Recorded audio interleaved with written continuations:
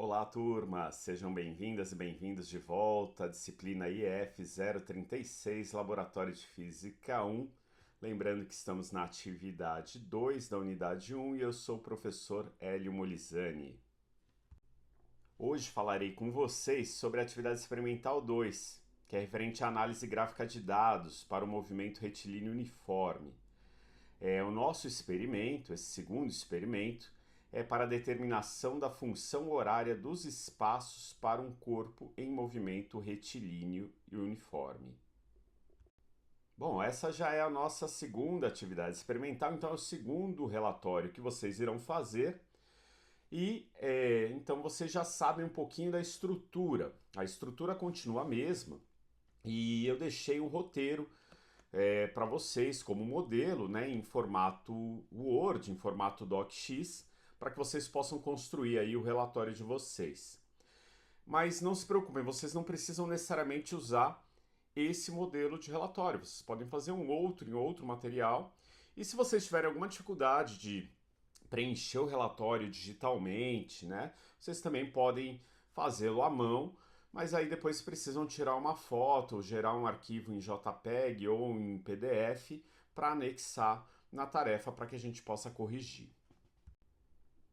Essa segunda atividade tem o objetivo determinar a velocidade média e a função horária dos espaços para uma arruela que desce por uma barra roscada em movimento retilíneo uniforme.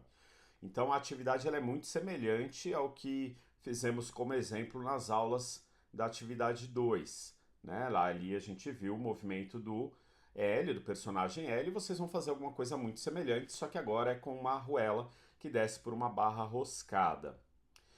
Os conceitos relacionados, então, para esta atividade envolvem medição, unidade de medida, função linear, gráfico da função linear, né, que também a gente chama de função afim ou função de primeiro grau, movimento retilíneo uniforme, velocidade média, propagação de incerteza. Então, além da incerteza que nós vimos na atividade 1, agora a gente vai fazer o trabalho com a propagação das incertezas, análise gráfica dos dados, né, interpretar ali coeficiente linear, angular, e a função horária dos espaços para um corpo, né, em movimento retilíneo uniforme. Um relatório experimental, ele não é constituído apenas de resultado do experimento, né, dos dados do experimento. Ele tem uma parte importante, que já comentamos na aula anterior, no experimento anterior, que é a teoria. E essa teoria é vocês quem vão criar. No nosso caso, a gente está falando sobre o movimento retilíneo uniforme. Então vocês vão fazer uma pesquisa e uma breve introdução teórica, nada muito grande, sobre movimento retilíneo uniforme. Por exemplo, sobre a função horária dos espaços, que é o que a gente discutiu aqui. Vocês podem acrescentar gráficos, imagens, equações, mas se limitem aí a 3 a 6 parágrafos, nada muito longo.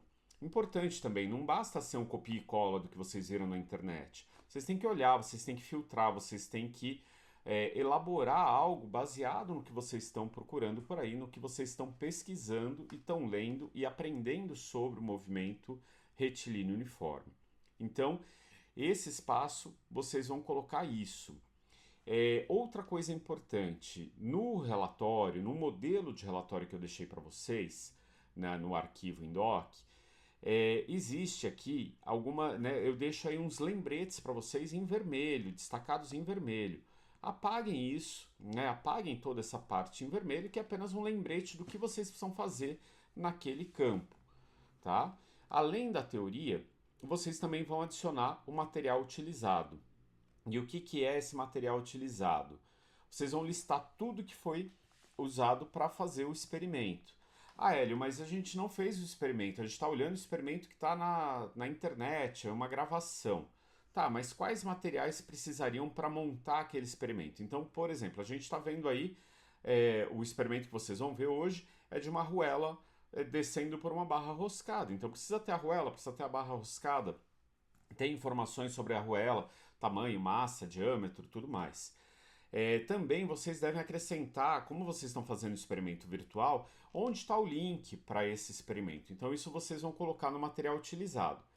E aí, como que se monta? Se vocês quiserem montar esse experimento, Como que vocês vão montar esse experimento? Então vocês podem tirar uma foto da tela e indicar ali, fazer legendas. Olha, essa é a barra roscada, que é a arruela, e o que mais vocês tiverem. Isso para todos os experimentos que vocês forem fazer. Então estou explicando isso agora, não vou explicar de novo nas aulas adiante, mas é importante que vocês tenham então a teoria, o material utilizado e o esquema de montagem experimental. O próximo passo é o procedimento. E aí, deixei para vocês dois vídeos que vocês podem escolher para usar, mas atenção, vocês vão escolher apenas um deles. Então existe um vídeo com uma arruela maior que desce por uma barra roscada, como eu coloquei aqui para vocês agora, e existe um outro vídeo que desce uma arruela aqui com um diâmetro menor pela mesma barra roscada. Então, obviamente, elas vão ter aí velocidades diferentes e o objetivo de vocês então é calcular para apenas uma dessas arruelas a velocidade média e a função horária do movimento, que no caso aqui a gente pode considerar um movimento retilíneo uniforme. Até curiosamente aqui é um movimento na vertical. Então, importante, gente, apenas um dos vídeos para fazer o experimento.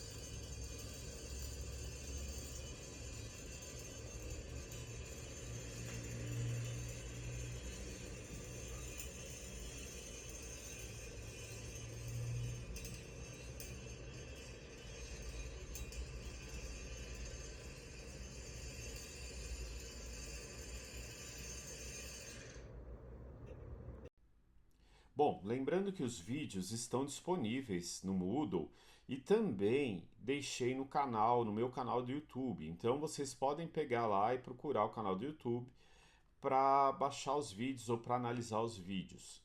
O que de fato vocês vão fazer aqui? No momento que vocês derem play no vídeo, a arruela vai começar a descer. Então eu deixei a arruela ah, aqui o vídeo pausado, mas a hora que a gente colocar aqui o play, essa arruela vai começar a descer e ela vai passar aqui pelo ponto zero.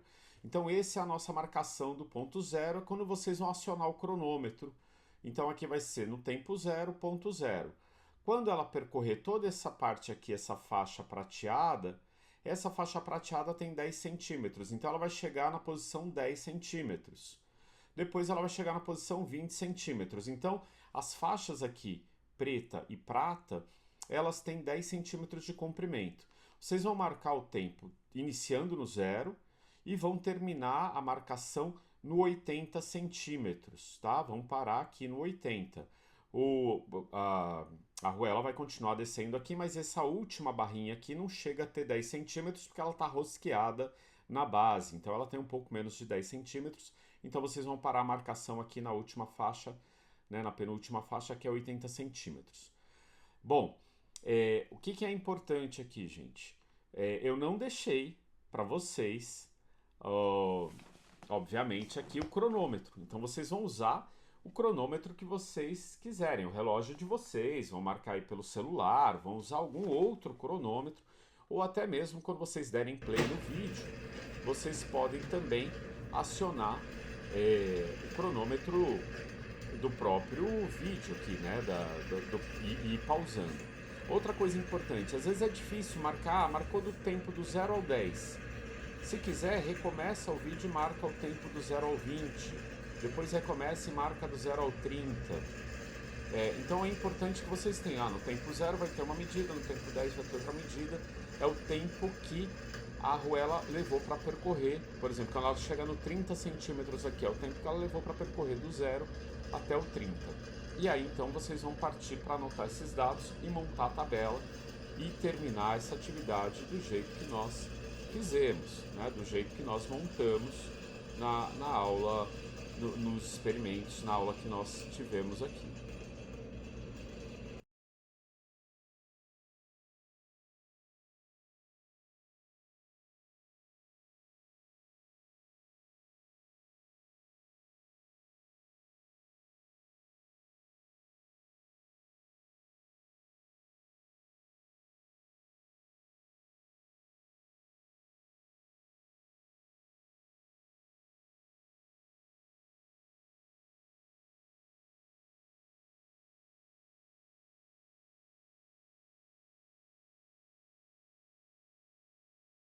Então deixei para vocês uma tabela já aqui, onde vocês vão anotar os resultados dos dados coletados, tempo e espaço. Não se acostumem com isso.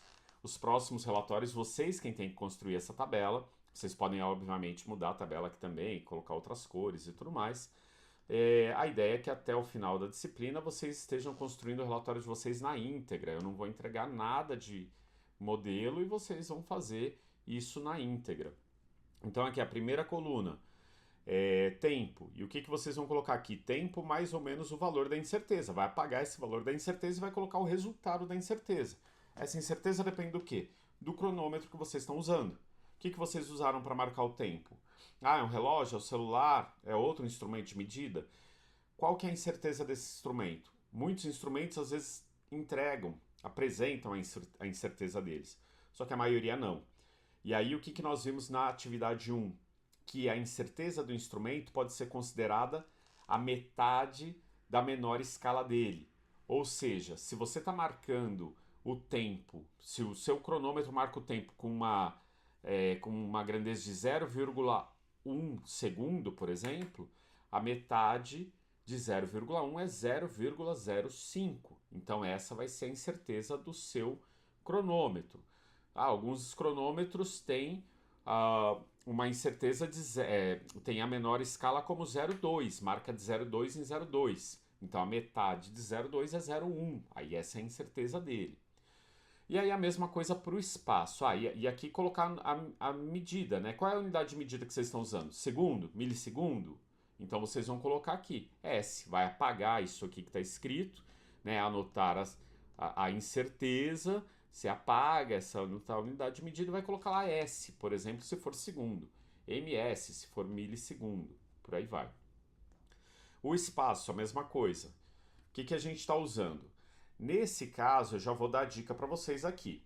Aquela régua que eu coloquei, independente da arruela, pequena ou a grande, a menor escala dela é 0,1 milímetro, né?